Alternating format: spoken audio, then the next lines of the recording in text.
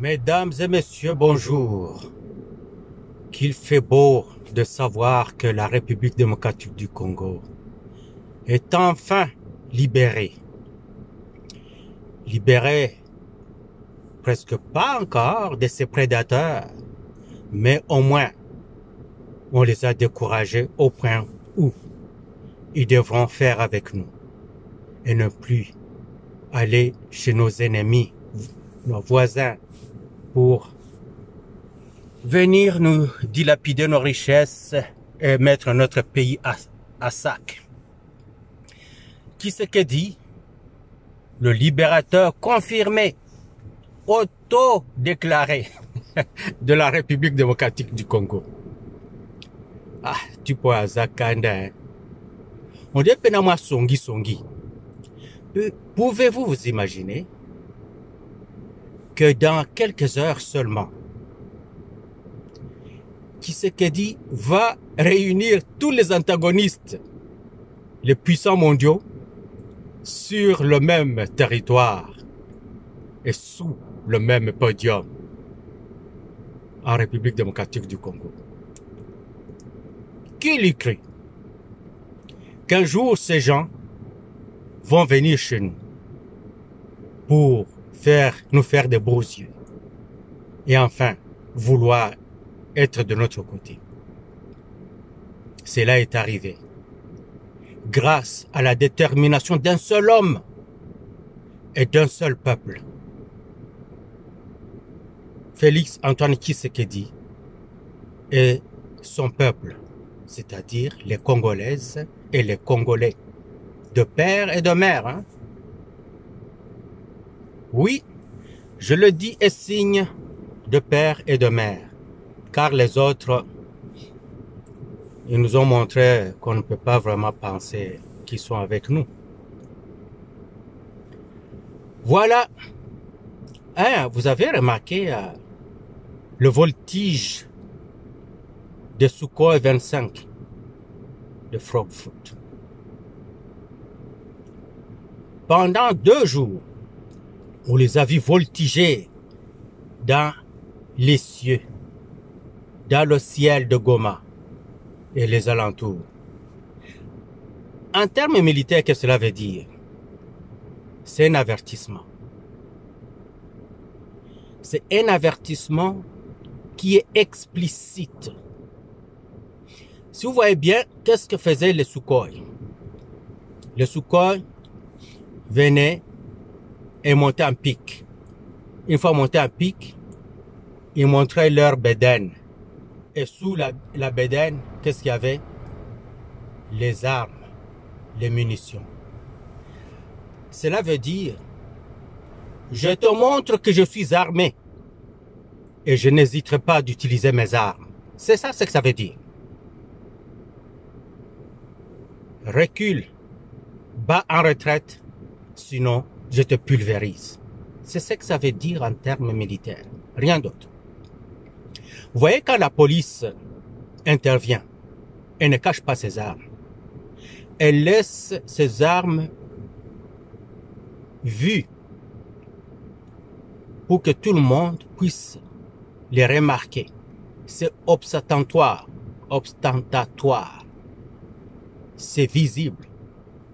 Ça avertit le criminel. Je suis armé et je n'hésiterai pas d'utiliser l'arme. Alors, retire-toi. C'est ce que ça veut dire. Et ça envoyait un onde de choc au Rwanda. Parce qu'ils voient ça à partir du Rwanda. Ils voient ça. Parce que Goma et Rwanda, c'est comme un mur mitoyen. Hein? Alors, quand ça voltige au Congo, ils le voient. Et ils paniquent. Parce qu'ils ne savent pas si en ce moment-là, il y aura lancé des missiles ou lâché d'une bombe. C'est que le message était très clair. On nous a dit dernièrement que le Rwanda est parti chercher les armes. Non, le Rwanda n'avait pas besoin d'aller chercher les armes parce que le Rwanda a toujours eu d'armes. C'est nous qui étions sous embargo par le Rwanda. On nous défendait de nous défendre, nous, Nous avions les mains liées dans notre dos pendant que l'ennemi, lui, faisait tout ce qu'il voulait chez nous. Tshisekedi est venu. Il a fait des voyages. Il est tombé malade. Il n'a pas arrêté. Il a été empoisonné. Il a été guéri. Il se trouvait dans toutes les circonstances et toutes les situations possibles avec un seul but, libérer mon peuple. Et de fil en aiguille, il a réussi. Bolinga te, Tshisekedi a réussi. Ce sont des batailles livrées et gagnées. La guerre aussi sera gagnée. Maintenant, qu'est-ce qui arrive? On est en train de pulvériser certains soldats rwandais qui sont sur notre territoire. La plupart veulent retourner chez eux, mais ils ont peur d'aller là-bas et mourir. Mais un soldat, tout soldat, a droit de refuser d'obtempérer un ordre illégal. Et quand l'ordre est illégal, le soldat a droit de le remplacer par son bon sens. Et le bon sens du soldat rwandais est de ne pas obéir à l'ordre de Kagame, qui est l'ordre illégal, de franchir la frontière du Congo pour venir faire du mal aux Congolaises et aux Congolais. Alors, ce soldat rwandais, soit il retourne chez lui, ou il utilise la sagesse de se rendre aux autorités militaires congolaises, c'est tout. Et il pourra avoir la chance de retrouver les siens dans pas long. Et le soldat rwandais qui ne le fait pas, il s'expose lui-même à sa termination. Moi, je voudrais qu'on fasse un tir de suppression sur Bunagana. Un tir de suppression sur Bunagana. 4 Sukhoi 25 qui viennent et pulvérisent tout sur Bunagana. Tout. Brum. Après, on envoie les hélicos qui viennent ratisser. Et c'est après ça qu'on envoie l'infanterie, les troupes au sol, pour aller porte à porte, rue par rue, arbre par arbre, pour nettoyer et permettre au peuple congolais de retourner à domicile. Parce que notre peuple, ça fait longtemps qu'il souffre dans les montagnes, dans les tentes, parfois sous la pluie, je ne sais pas, les scorpions, les serpents, et j'en passe. Mais dans quelques heures, c'est la libération du peuple congolais. Vous savez, malheureusement j'utilise le même appareil, j'allais vous montrer ça. C'était en août 2022. En août 2022, il y a Mark Levin. Mark Levin, c'est un journaliste américain, un ancien ministère public dans la contrée de Washington. Il était à Fox News. Il était à Fox News, qui est cette télévision de grande écoute en Amérique. Et il dira ceci. La République démocratique du Congo, en Afrique, et l'Arabie saoudite d'aujourd'hui.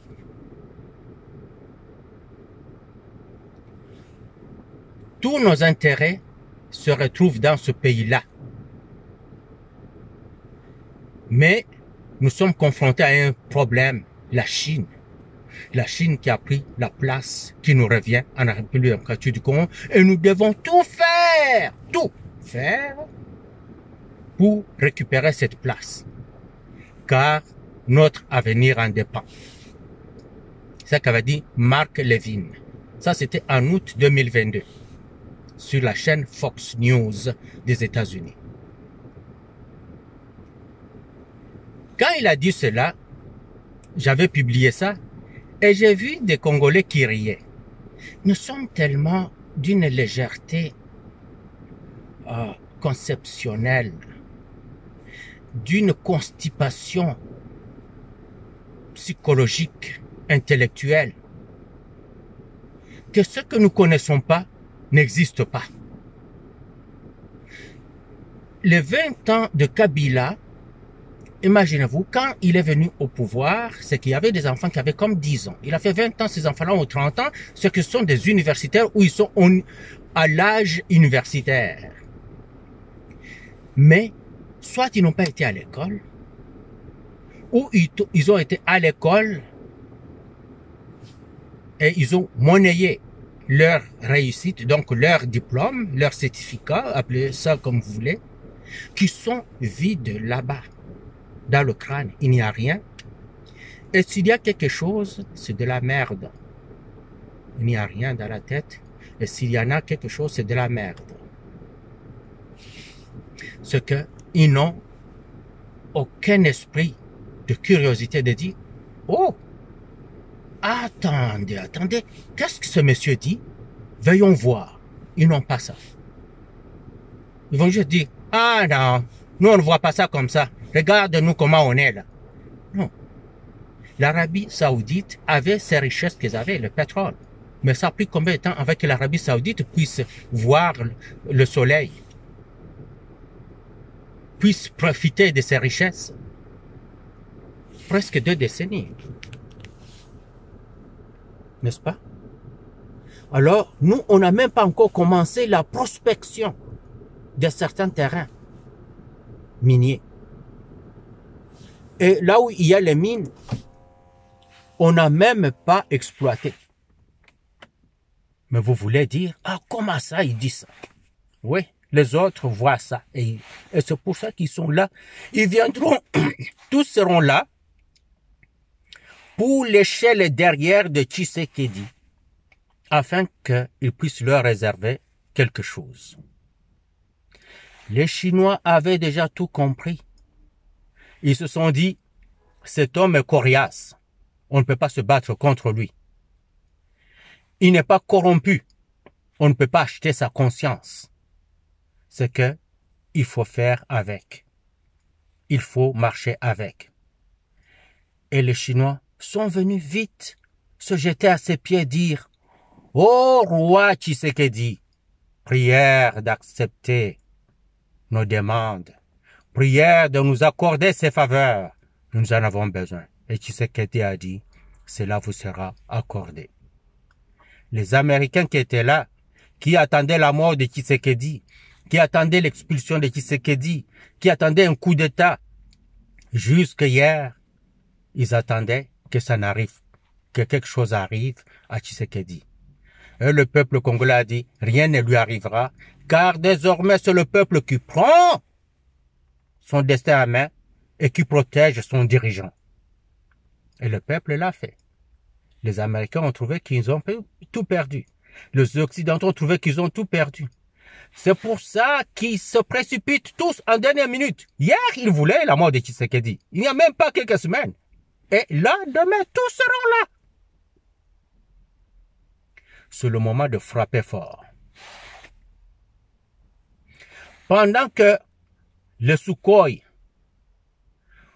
sont retournés se reposer un peu, faire le plein afin de décoller et de manière vrombissante, de manière décisive et de manière fracassante, pendant que les Wazalendo sont en train d'aiguiser les dents,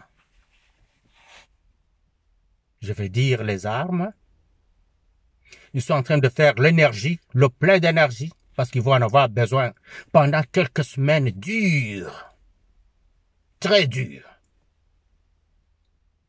Pendant que les FARDC sont en train d'affûter les armes, nettoyer, les huiler complètement, pour qu'il n'y ait pas d'enrayage.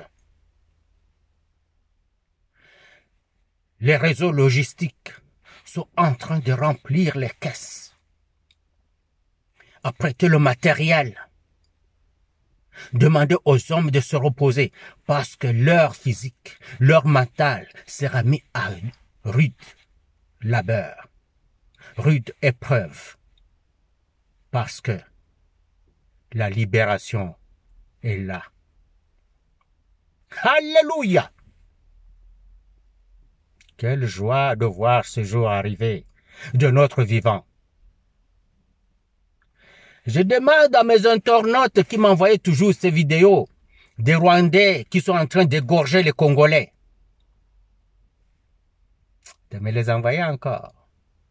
Maintenant, les vidéos que nous voyons, ce sont les soldats rwandais qui se font dépecer en morceaux par les armes des Congolais. Et curieusement, ces internautes-là ont comme disparu. Ils ne m'envoient plus les vidéos. Mais envoyez-moi les vidéos de vos confrères rwandais qui se font cribler de balles. Quand je parle de Rwandais, les soldats rwandais, pas les citoyens, les soldats rwandais qui se font cribler de balles par les soldats congolais et les Wazalendo. De toute façon, tout Congolais qui aime sa nation est devenu Muzalendo. Moi, je suis un Muzalendo. Et les batailles se font à tous les niveaux. Il y en a ceux qui écrivent, il y en a ceux qui vocifèrent comme nous, il y en a ceux qui sont sur le champ de bataille, armes à la main. Tous, nous faisons le même combat, car l'ennemi a plusieurs formes et se présente sous toutes les facettes. Chaque Congolais doit prendre son cellulaire, décrier le mal qui vient de l'extérieur et de l'intérieur. Chaque Congolais doit professer l'unité nationale, encourager nos forces qui sont au combat. Chaque Congolais doit faire ça. Vos cellulaires sont là pour ça. Terrorisons nos ennemis. Il faut terroriser les Occidentaux. Quand ils ouvrent les télévisions, à gauche, à droite, c'est un Congolais, c'est un Congolais, c'est un Congolais, c'est une Congolaise, c'est une Congolaise. Et tous, nous n'avons qu'un seul slogan. Vive la République démocratique du Congo et vive son président Tshisekedi. Ha ha! Ah oui, rira bien celui-là qui rira le dernier. Et nous allons rire un dernier. Apportez ce plat froid que nous allons manger. C'est la vengeance de la Congolaise. C'est la vengeance du Congolais contre le mal.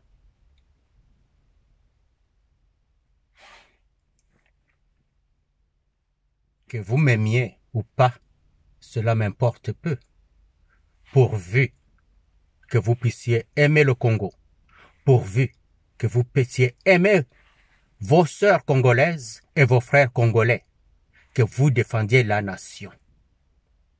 Moi, ce n'est pas important que vous m'aimiez. J'aime mon pays, j'aime ma nation, j'aime ma patrie, j'aime mon président, Félix Antoine Tshisekedi. Hurrah!